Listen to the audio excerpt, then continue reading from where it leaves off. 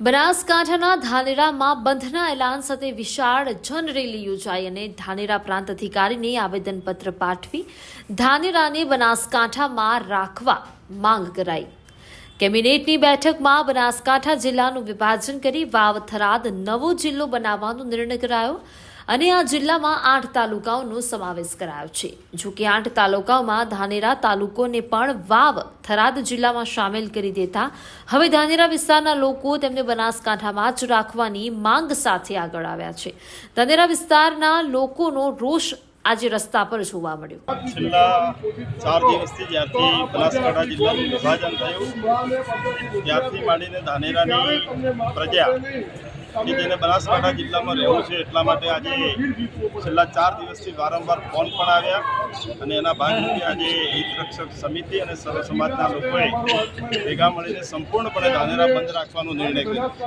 જેના ભાગરૂપે આજે સૌ લોકો ભેગા પણ થયા છે અને સંપૂર્ણપણે ધાનેરા બંધ પણ રાખ્યું અને ધાનેરાની પ્રજાની વ્યવહારિક માગ કે વર્ષોથી અમે પાલનપુર સાથે જોડાયેલા છીએ તો અમારા પાલનપુર બનાસકાંઠા સાથે જોડાયેલો રહેવું જે ખરાબ છે ઓકવર્ડ પડે અને બેંક ડેરી બાકીના તમામ વહીવટી કામો અને ગુજરાત રાજ્યના મુખ્ય મથક ગાંધીનગર જવા આવવા માટે પણ અનુકૂળતા રહે એ માટે કરીને પાલનપુરમાં વર્ષોથી રહ્યા છે તો પાલનપુર સાથે રહેવા માટેની સમગ્ર લોકોની આજે ખૂબ માંગ છે અને એના ભાગરૂપે આજે સંપૂર્ણપણે ધાનેરા બંધ પણ રહ્યું છે અને આવનારા સમયમાં સૌ લોકો સાથે મળી અને આનું યોગ્ય રજૂઆત પણ મુખ્યમંત્રી સાહેબ પાસે કરી છે અને આવનારા સમયમાં પણ કરી અને ધાનેરા બનાસકાંઠામાં રહે એ પ્રકારના પ્રયત્નો અમે કર્યા। ગઈકાલની કલેક્ટર ઓફિસની રજૂઆત બાદ ધાનેરામાં પણ જબરદસ્ત આક્રોશ સંપૂર્ણ બંધ, શું કહેશો?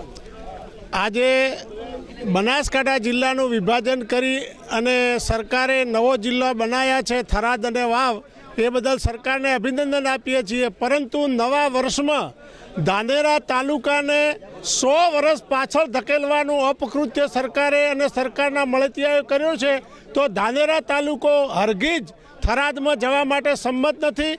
અમારી ભૌગોલિક સ્થિતિ પ્રમાણે, અમારી સામાજિક સ્થિતિ પ્રમાણે અમારા શૈક્ષણિક ભવનો, અમારા સામાજિક ભવનો એ પાલનપુર ખાતે છે।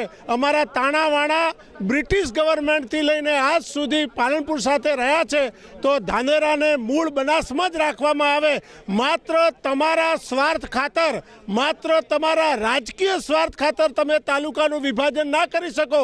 તાલુકાનું વિભાજન થાય, જિલ્લાનું વિભાજન થાય તો એના માટે પ્રજાની સુખાકારી માટે જિલ્લો બનતો હોય છે તો પ્રજાની સુખાકારીમાં સમગ્ર ધાનેરાની તમામ જનતા રાડ પાડીને કહેતી હોય કે અમારે થરાદ નથી જવું, અમારે થરાદ નથી જવું, અમારે થરાદ નથી જવું તો સરકારે 100% આના માટે પુનઃ વિચારણા કરી અને ધાનેરાને મૂળ બનાસમાં મૂકવામાં આવે એવી અમારી નોન પોલિટિકલ, હું રાજકીય આગેવાન તરીકે નથી બોલતો પણ ધાનેરાના વતની તરીકે ધાનેરા હિતરક્ષક સમિતિના સમર્થનમાં મારો સૂર પુરાવું છું કે ધાનેરાને મૂળ।